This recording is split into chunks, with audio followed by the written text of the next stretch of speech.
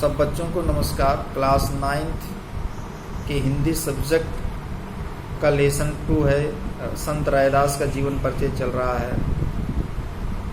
तो आपको उनके जीवन के बारे में बताया गया था कि उनका जीवन बहुत सटीक नहीं है। कुछ लोग मानते हैं कि कबीर दास के समकालीन उनका बर्थ हुआ था और कुछ लोग ऐसा मानते हैं उनका जन्म संवत 1471 में हुआ, मृत्यु 1597 में हुआ, जन्म स्थान मडुआडीह है, कबीर के वो गुरु भाई हैं और उनके गुरु का नाम रामानंद है। ये 4-5 चीज़ें आप याद रखिए जब भी आपको जीवन परिचय लिखना है। बाकी चीज़ें आपको बना के बीच में डाल देना है। जो भी कहानी में बताया था उसको डाल देना है इससे कि जब संत रैदास का जन्म 1471 संवत 1471 में हुआ, उनकी मृत्यु संवत 1597 में हुआ, जन्म स्थान उनका मडुआडीह है, कबीर के गुरु भाई हैं और उनके जो गुरु हैं वो रामानंद हैं। मीरा के जो गुरु थे वो रैदास थे। इनकी मृत्यु के बारे में बहुत सटीक जानकारियां उपलब्ध नहीं हैं। हाँ, यह बात अवश्य कि रैदास के निर्वाण के संबंध में इन वर्षों को मानने वाले सभी श्रद्धालु भक्तों ने आयु की जो कैलकुलेशन किया है, लोग ये मानते हैं कि रैदास लगभग 130 वर्षों तक जिंदा रहे। हम लोगों के बीच में वो 130 वर्ष तक रहे और उनके जो भक्त हैं उनको रैदास को कबीर से भी ज्येष्ठ सिद्ध करते हैं। मतलब कबीर से भी वो बड़े थे, कबीर से भी पहले आए थे, ऐसा उनके जो भक्त हैं वो मानते हैं। रैदास जो थे अपनी रचनाओं के माध्यम से, अपनी साहित्यिक सेवाओं के माध्यम से समाज को जगाने का प्रयास किया। समाज में बहुत तरह की भ्रांतियां फैली थी, जाति पात अपनी पराकाष्ठा पर था, लेकिन संत रैदास ने जात पात की जो आडंबर है, ढोंग, उसको खत्म करने का पूरा प्रयास किया।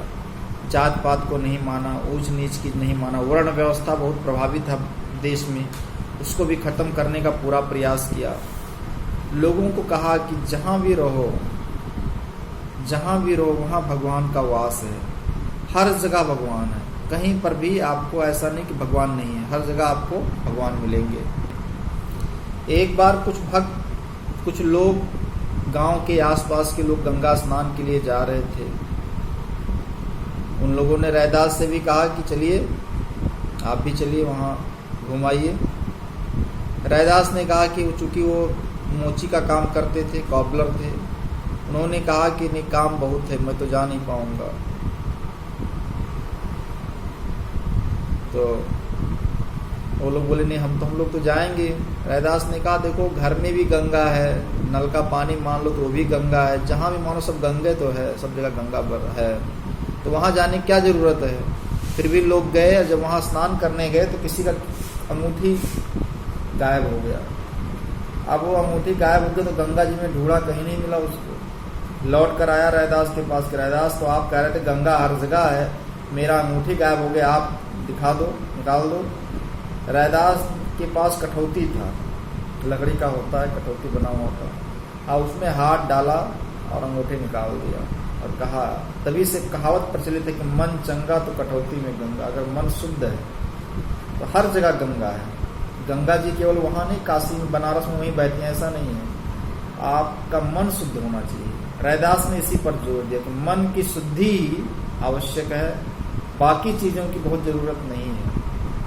आपका अगर मन शुद्ध है, मन आपका ठीक है, तब तो आप सफल हैं। और यही भगवान को भी पसंद है, परम पुरुष को भी यही पसंद है, ईश्वर को पसंद है कि मेरे जो बेटे और बेटियां हैं उनका मन इतना निर्मल हो कि अगर अपने बेटे में जो आकार उनको दिखाई पड़ता है वही आकार दूसरे के बेटे में दिखाई पड़े, वही आकार जानवरों में दिखाई पड़े, वही गॉड सब जगह है, वही ईश्वर सब जगह है। इसी के लिए रैदास ने पूरे जीवन संघर्ष किया, बहुत ही काम किया उन्होंने।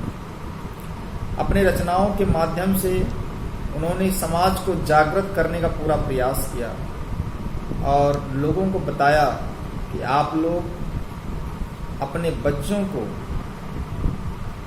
अच्छी शिक्षा दें, आगे पढ़ाएं, अच्छी बात सिखाएं। इस पर उन्होंने जोर दिया। अब इसके अगले पार्ट में आपको फिर वीडियोस मिलेंगे। इसी जीवन परिचय का लास्ट पार्ट रहेगा वो। Thank you.